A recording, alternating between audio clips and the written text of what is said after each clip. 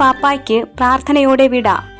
Francis പാപ്പായുടെ വിയോഗത്തിൽ ദുഃഖത്തോടെ നെയ്യാറ്റിൻകര രൂപത. നെയ്യാറ്റിൻകര ഭദ്രാസന ദേവാലയത്തിൽ പിതാക്കന്മാരുടെ നേതൃത്വത്തിൽ പ്രത്യേക പ്രാർത്ഥന നടത്തും. ഫ്രാൻസിസ് പാപ്പായുടെ വിയോഗത്തിൽ തങ്ങളുടെ ദുഃഖം പങ്കുവച്ച് നെയ്യാറ്റിൻകര രൂപത. ഇടവകയിലെ എല്ലാ ആഘോഷ പരിപാടികളും നടന്നുവരുന്ന VFFും മാറ്റിവെച്ചു. തിരുനാൾ ആഘോഷങ്ങൾ 7 ദിവസങ്ങൾക്ക് ശേഷം മാത്രമേ നടത്താവൂ എന്നും രൂപത അറിയിച്ചിട്ടുണ്ട്. ഇന്ന് വൈകുന്നേരം 5 മണിക്ക് നെയ്യാറ്റിൻകര രൂപത ഭദ്രാസന ദേവാലയത്തിൽ രൂപതാ പിതാക്കന്മാരുടെ നേതൃത്വത്തിൽ പരിശുദ്ധ പിതാവ് ഫ്രാൻസിസ് പാപ്പായ്ക്ക് വേണ്ടി പ്രത്യേക പ്രാർത്ഥനാ ശുശ്രൂഷ നടത്തുന്നു. രൂപതയിൽ പള്ളികളിൽ ചെയ്യേണ്ട കാര്യങ്ങളെക്കുറിച്ചുള്ള നിർദ്ദേശം ഇങ്ങനെയാണ്. 1. എല്ലാ പള്ളികളിലും ഇന്ന് ഉച്ചയ്ക്ക് 3 മണിക്ക് 3ഉം 4ഉം മണി വീതം 5 പ്രാവശ്യം മണി മുഴക്കേണ്ടതാണ്. 2.